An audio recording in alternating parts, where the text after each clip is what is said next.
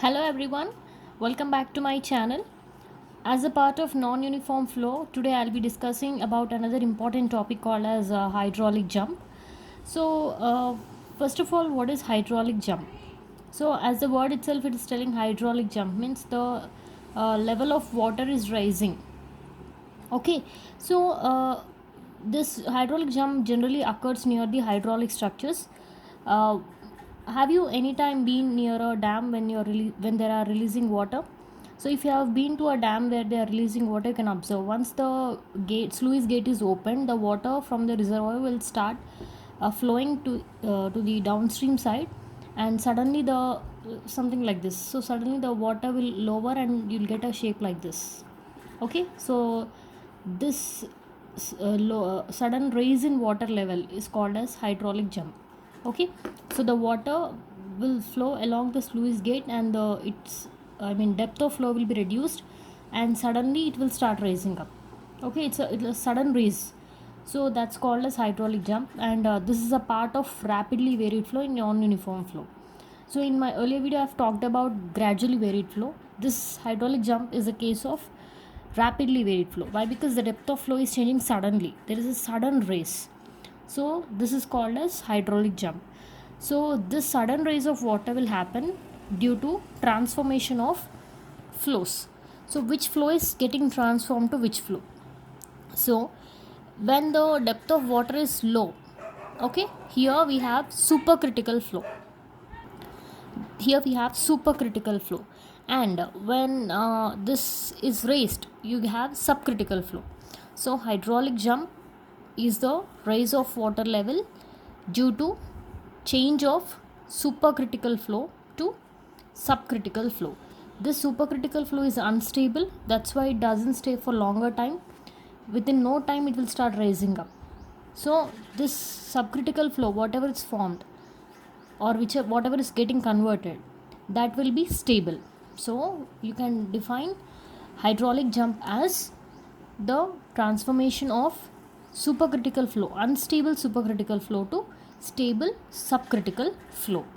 So for determining the depth of the jump, we generally take two sections. One section will be where the depth of flow is minimum and the other section will be at the maximum depth. Okay, so now in this derivation I'll explain you how to derive an expression for uh, depth of hydraulic jump, as well as when one depth is missing, how to determine the other depth. Okay, so right, so before deriving the expression for hydraulic jump, we will follow some assumptions. Okay, we make some assumptions. The first assumption will be the flow is uniform and pressure distribution is due to hydrostatic force before and after the formation of jump. So we consider, even though we are doing for non-uniform flow, still for deriving the expression of the depth of the jump, we assume uniform flow to take place, and we assume that the pressure distribution is only due to hydrostatic forces. Okay, second one is losses due to friction on the surface of the bed of the channel are small and hence neglected. It means that we assume that there is no friction between the bed slope of the channel and the water. We assume the bed slope of the channel to be frictionless, so that I can neglect the head loss due to friction. The third one is slope of bed of the channel is small, so that the component of weight of the fluid in the direction of flow is negligibly small. So I am assuming the bed slope of the channel to be small means I am assuming the bed slope of the channel to be almost horizontal, so that I can neglect all the weight components. Why? Because if the bottom slope is not horizontal, if it is inclined, then you have to consider the inclination of water. Hence again you'll be getting weight components, mass components. So that's why we neglect it. So in order to neglect that, we should assume that the channel bottom slope is horizontal. So these are the three assumptions which we follow before proceeding to the depth of hydraulic jump. Now let's start off with the derivation for depth of hydraulic jump. So for this, so you can observe the diagram, the same diagram which I have shown you just now. The water level will rise, sudden rise of water level. Okay, so now what I'm doing is I'm taking two sections. One section will be at minimum water level, as I have shown you minimum depth of flow in the earlier diagram, and the other section will be at the maximum depth of flow or maximum water level rise. One section will be at lower depth, one section will be at the higher depth. Or simply we can say that section 1 is before the formation of the jump, and section 2 is after the formation of the jump. I told you there will be a sudden water rise in the water level, right? So that means jump has occurred. So one section 2 will be at the formation of the jump, after the formation of jump, and section 1 will be before the formation of the jump. So like this we have to consider two sections first, and you have pressure P1 acting near the section 1 and you have pressure 2 acting near the section 2. Okay, these are hydrostatic pressures. So let D1 is equal to depth of the flow at section 1. It is nothing but the depth of flow before the formation of the jump. Similarly, D2 is depth of the flow at section 2. Next, V1 is velocity of flow at section 1. V2 is velocity of flow at section 2. So what is Z1 bar? Z1 bar is nothing but the centroidal distance. Depth of centroid of area at section 1 below the free surface. So I am considering the channel geometry to be a rectangle. I am assuming the channel cross section to be a rectangle. So according to that, I will write the centroidal distance at first section, which will be giving me the value of Z1 bar. Similarly, I will be writing the centroidal distance at section 2, same assuming it to be a rectangular section. Then I will be getting Z2 bar. Okay, so here Z1 bar and Z2 bar stands for centroidal distances below the free water surface. According to the channel geometry, the formulas will change. Next, A1 is area of cross section at section 1, A2 is area of cross section at section 2. Now I am assuming one important assumption here, or I am considering the width of the channel to be unity. Okay, why? Because here already I am having unknowns of D1 and D2. The depth of flow before jump and depth of flow after jump are two unknowns, D1 and D2. So I'll try to make the width of the channel to be unity. Why? Because if again width also is considered in terms of B, now there will be three unknowns, so I cannot resolve. So what I'll do is I'll assume the width of the section or the channel rather to be unity. So my B, I mean small b, generally we denote the width of the rectangular sections with B, right? That B will be equal to 1. Now let's see what are the forces acting between the two sections. So if you remember the diagram just now we have shown, right, this is the diagram which I have shown you. Section 1 before the formation of jump and section 2 after the formation of jump, and I have showed you all the denominations.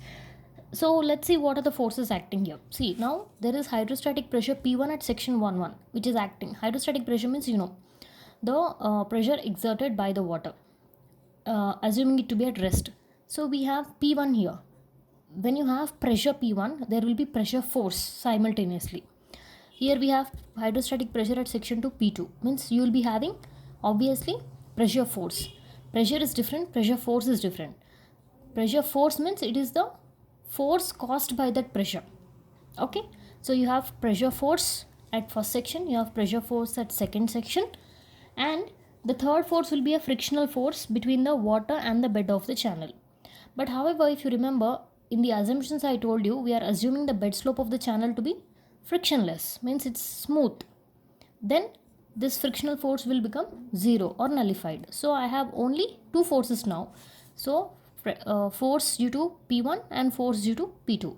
So I can just have the net force between these two forces. Okay, so remember the two forces acting on this mass of fluid will be only pressure force at section 1 and pressure force at section 2. So we have only two forces. Yeah, so now this is what I've explained you. So let Q is equal to discharge per unit width. I think you know what is small q. Small q stands for discharge per unit width, which is capital Q by B. So just now I have told you, right, we are assuming the width to be unity. So small q is capital Q by B according to the formula. What is Q? Area into velocity. So A into V by B. But what is area formula? It's a rectangular section I told you. So it is B into D. Width into depth at that particular section, whatever it may be. So B into D into V by B. Just in the place of A, I substituted B into D. So now B and B will get cancelled. I will be left with what? VD. So I can write small q as V into D. So as I'm saying that there is no friction between the water and the bed slope, what does this mean? Whatever the discharge is entering from section 1 is leaving from section 2 too. Means continuity equation is satisfying. So I can write V1 D1 is equal to V2 D2. Take this as first equation. Okay. Yeah. Next, what I told you, we have only two forces, which are pressure force at section 1 and pressure force at section 2. So for substitution purpose, I have got these values. Yeah.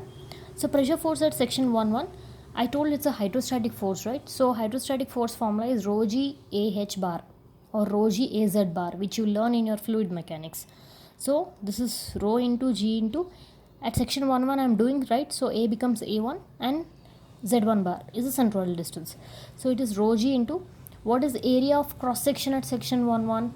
It will be width into depth. Width was already unity. So 1 into depth is, at section 1, what is the depth? D1. So D1 into 1 is the area into, what is centroidal distance? I am assuming the cross section to be a rectangle, right? So for a rectangle, what is the centroidal distance? Half of the depth, D1 by 2. So into D1 by 2. So finally I will be getting rho g D1 square by 2. That's what I have written here. Similarly, pressure force at section 2 will be formula rho g A2 Z2 bar, which is rho g into area of cross section at section 2 will be width into depth. So D2 into 1 into centroidal distance is D2 by 2. So I'll be getting rho g D2 square by 2. So I got pressure force at section 1 and pressure force at section 2. So when I have pressure force at section 1 and when I have pressure force at section 2, I can calculate the net force, right? Right. Therefore, the net force acting between the two sections will be equal to P2 minus P1. Why I wrote P2 minus P1? Why? Because if you see at the section 2, the whatever level was greater at section 2, right? So obviously we expect more pressure and more force at second section. So it's P2 minus P1. So it means that it's P2 minus P1 means pressure force at section 2 minus pressure force at section 1. So it's rho g D2 square by 2 minus rho g D1 square by 2. So out of these two terms, you can take rho g by 2 common. So net force will be rho g by 2 into D2 square minus D1 square. Take it as equation number 2. Let's continue now. You know momentum principle, right? You know what is momentum principle? It's nothing like our Newton's second law of motion. You know Newton's second law, right? Force acting is equal to mass into acceleration. How it came? Force is proportional to rate of change of momentum. Same.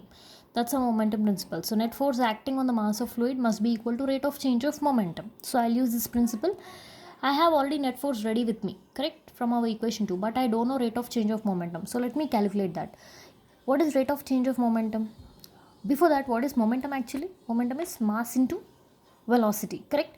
So rate of change of momentum means what? It's change of momentum with respect to time. So I will write rate of change of momentum as mass of water per second into change of velocity of water. See, there is momentum formula is m into u, means mass into velocity. Here mass can't change, only velocity can change at section 1 and section 2, correct? Why? Because there are different depths, so velocities can change. So that's why you should write momentum as mass per second, which is constant, into velocity, change in velocity. So first let me write for what is mass of water per second. Mass of water per second, if you remember, this will be taught in FM in continuity equation also. Mass of water flowing per second is given by the formula rho AV, or it's rho into capital Q, correct? If you don't remember, don't worry, we have mass per second. Actually we have a formula of density is equal to mass by volume, right? So from there, what will be mass equal to density into volume? Divide on both sides with second. So mass per second is equal to rho into volume by second. Volume can be written as area into any one of the dimension. So I write rho into area into length by second. Length by second is nothing but velocity, correct? Velocity is rate of change of displacement. So I can write this as rho into area into velocity. What is area into velocity? Capital Q. So this can be written as rho into capital Q. I will multiply and divide with small b. So this becomes rho into q by b into b. What is q by b? Small q. So I can write rho q small b. But already I told you width is unity, right? So I can write rho into q. This is how I ended up with mass of water per second. Next, change of velocity. Change of velocity will be v1 minus v2. Okay. So Therefore, rate of change of momentum, what will become? Just substitute here. Mass of water is rho q into change in velocity is v1 minus v2. So that's the third equation. I told you, according to momentum principle, we should equate net force to rate of change of momentum. Net force I'm already ready with equation number 2, this one. So now I got rate of change of momentum. So what is now I should do? Just equate equations 2 and 3 according to our principle, right? Therefore, according to momentum principle, equating 2 and 3. So rho g by 2 into d2 square minus d1 square is equal to rho q into v1 minus v2. But if you remember from equation 1, we wrote q is equals to v1 d1 is equal to v2 d2, right? So from there, take out v1 as q by d1, take out v2 as q by d2. And just in the place of v1 minus v2, substitute q by d1 and q by d2. So here rho and rho will get cancelled. You will be left with g by 2 into d2 square minus d1 square is equal to, I have taken q common here, so q will come out. Already there is another q, so q square into 1 by d1 minus 1 by d2.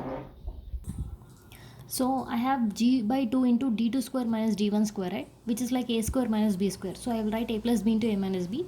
So g by 2 into d2 plus d1 into d2 minus d1, which is equal to q square into, I had 1 by d1 minus 1 by d2, right? I took the LCM. It becomes d2 minus d1 by d1 d2. So d2 minus d1 and d2 minus d1 will get cancelled on both sides. You will be left with g by 2 into d2 plus d1 equal to q square by d1 d2. So from here, what can I write? d2 plus d1 as, this 2 will go that side, this g will come this side. So it becomes 2q square by g d1 d2. Take it as the equation number 4. Okay.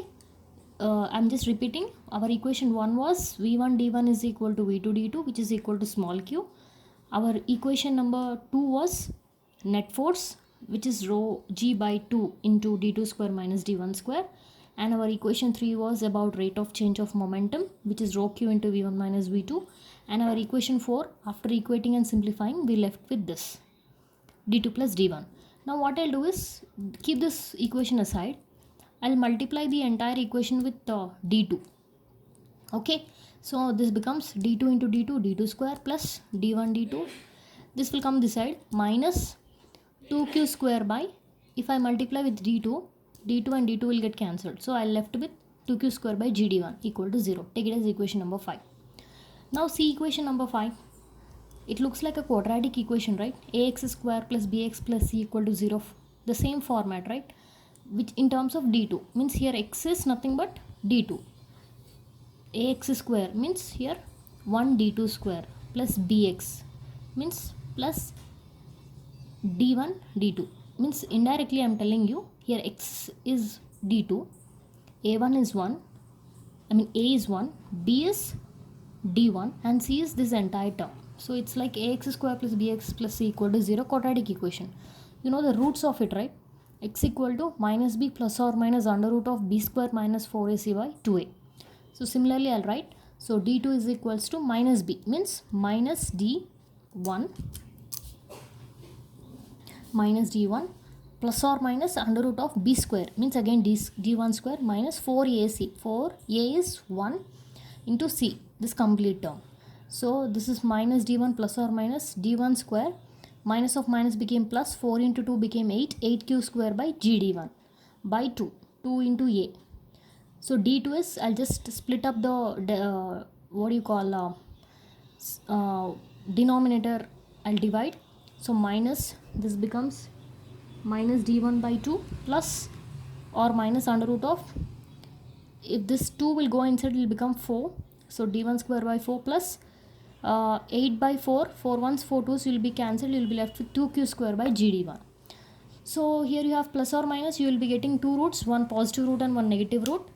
So I am writing the negative root first, means minus d1 minus of this, and positive root is minus d1 by 2 plus of this.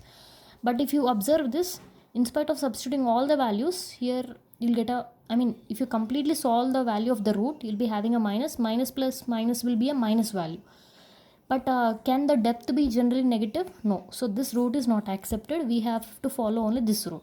Why? Because here we have a chance for positive depth. If this value becomes bigger, from this if you minus this also, minus d1 by 2 you do also, you'll get a positive answer. So First root is not possible, and hence it gives negative depth, so hence we have to consider only this root. So take the formula of d2 as minus d1 by 2 plus d1 square by 4 plus 2q square by gd1 under root. That's our Roman number equation 1. Observe clearly, this equation 1 gives the relation between d2 and d1. Say suppose if your d1 is given and d2 is missing, you can use this equation. When q is given, small q. Say suppose if small q is not given, you can just substitute the value of small q as v1 d1. This was from our equation number 1. So this is our equation number 2, which is d2 in terms of d1 and v1. Roman number 1 is d2 in terms of d1 and small q. We have to remember these two values. If suppose both the values are ready for you, means he tells you what is the value of d1, he tells you what is the value of d2, means he says that the depth of water was 4 meters, and after the hydraulic jump formation the depth of water increased to 8 meters. It's simple, you can directly do d2 minus d1. This is Roman number 3. So these three formulae are very very important related to expression for hydraulic jump. Okay, when both the depths are given, just do d2 minus d1. This will be very much useful for all competitive exams. If at all they don't give the value of d2, if they ask you determine the jump depth of flow after the formation of jump, then you can use either of the formulas, Roman number 1 or 2.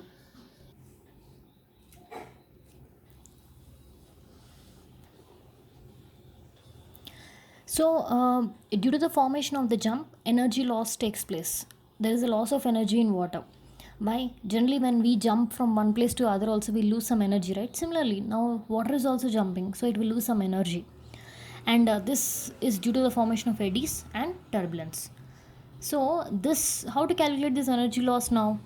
This energy loss is simply the difference of specific energies in between the two sections 1 1 and 2 2. Why? Because if you remember at the beginning of this video I told you hydraulic jump is the transformation of supercritical flow to subcritical flow.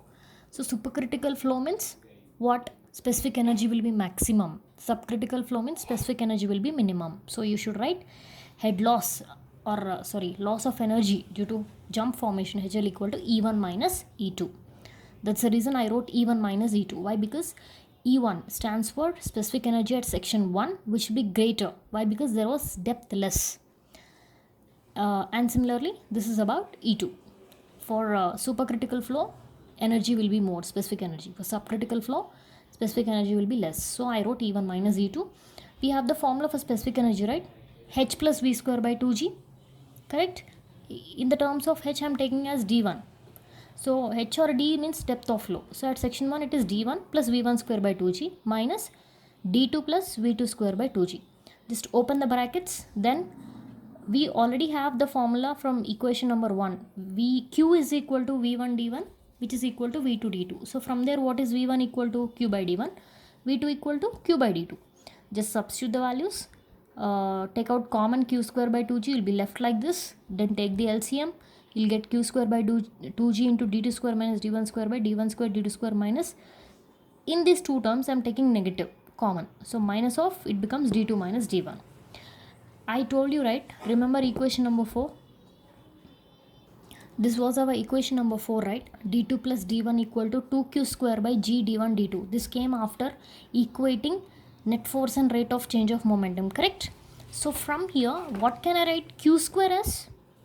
This will go this side. So G D1 D2 into D2 plus D1 by 2. That's what I have written. Q square equal to G D1 D2 into D2 plus D1 by 2. So in the place of Q square here, substitute the value. Start opening the brackets. Here, just open all the brackets and simplify. You'll get the value as equal to be D2 minus D1 whole cube. Means it looks like A minus B whole cube formula. So like that you will end up, and hence HL will be D2 minus D1 whole cube by 4 D1 D2. This is Roman number 4. So Roman number 1 was depth of water after jump formation in terms of D1 and Q. Second equation was depth of flow after the formation of jump in terms of D1 and V1. And third equation was depth of hydraulic jump direct formula when two depths are given, D2 minus D1. And this is equation number 4, which is d2 minus d1 whole cube by 4 d1 d2. You need not worry, just you substitute and you start simplifying, you will only understand. So it's finally d2 minus d1 whole cube by 4 d1 d2. Like this you need to calculate the head loss or loss of energy. They will give you a problem on hydraulic jump. So they will ask you, they'll give you all the given data, they'll ask you to calculate depth of the jump, and they will ask you to calculate suppose they give the values of d1 d2 directly, you can calculate depth of the jump as d2 minus d1. But if they give you only one depth which is before the formation, and if they ask you to calculate after the formation, you have to prefer either equation Roman number 1 or 2. Once you get that value, calculate depth of the jump which is Roman number 3, then come back to 4, energy loss. Okay, right. So next comes the applications of hydraulic jump. So now till now you understood what is the jump, how the jump is forming, how to calculate the values related to jump. But practically how this hydraulic jump is useful. The main important application of jump is to dissipate the excess energy, to distribute the excess energy of water which is flowing over spillways and hydraulic structures. As I've shown you in the first diagram, once the sluice gate is opened, the water is flowing, it's moving downwards, this one. So once you open the gate, the water will flow like this, and it is moving again upward like this, correct? So once the water is lowering and when it is raising, most of the energy of the water is lost. However, I told you energy loss is taking place. So to reduce the energy of the water, we try to create a hydraulic jump. Why? Because if this hydraulic jump formation is not happening, if you don't construct the sluice gate like this, or the spillway like this rather, what will happen? Once you remove the gate, if there is no slant position like this, if you assume, if you remove the gate, the water will rush out like this directly with heavy velocity. So once it strikes the surface, what will happen? It will damage the surface. When you are releasing it to the downstream side, it will make complete soil erosion. It will take away, why? Because it's having very high velocity, it will take away whatever there is available. So that's why we should reduce the energy of the water, which is possible only through the formation of this jump. That's the main purpose. First application. Next, second application is about as I've told you, after the formation of the jump, what is happening? The level of water is rising. So to maintain the rise of water level higher, at a higher elevation or at a higher position at the downstream side, you have to create a hydraulic jump. Okay, why? Because if there is no jump formation, what will happen? Normally if you release the water, it will flow like this, okay, with a lesser depth, it will start flowing like this. But here, after the formation of jump, it is raising to a greater level, right? So that you can use it for irrigation purposes or any other purpose. Next, third one is in water purification plants and wastewater treatment plants for mixing water and the chemicals. So if you take any water purification plant where you mix chlorine and any other minerals, and if you take sewage treatment plants where you have wastewater and you have to treat the wastewater, you have to mix it with chemicals. So jump can accommodate this. Why? Because due to the formation of jump here, this place, a lot of turbulence is created. So in the turbulence, the materials mixing will take in a good proportion. So you can create a jump. Next, last application is used in food production factories for mixing liquid constituents. So in food processing units where you have to mix a lot of amount, like for in the manufacture of bread or any food processing unit, when you want to mix the yeast or any like if you are manufacturing a cake, if you want to add any color, when it's in a very bulk amount, so you can create a hydraulic jump so that the food dye will mix evenly all over the liquid cake mix, like that. Okay, and the last topic is about the classification of hydraulic jump. So classification of hydraulic jumps is based on especially Froude's number. So if your Froude's number is in between 1 to 1.7, it's called as undular hydraulic jump. If the Froude's number is in between 1.7 to 2.5, it's called weak hydraulic jump. If the Froude's number is in between 2.5 to 4.5, it's called oscillating hydraulic jump. If the Froude's number is in between 4.5 to 9, it's called steady hydraulic jump. And if the Froude's number is greater than or equal to 9, it's called strong hydraulic jump. Okay, this is about the classification of jumps. So in non-uniform flow, we have rapidly varied flow and gradually varied flow. Under rapidly varied flow, we have hydraulic jump, and under gradually varied flow, we have topics like equation for GVF, classification of channel bottom slopes, and determination of water surface profiles by using direct step method.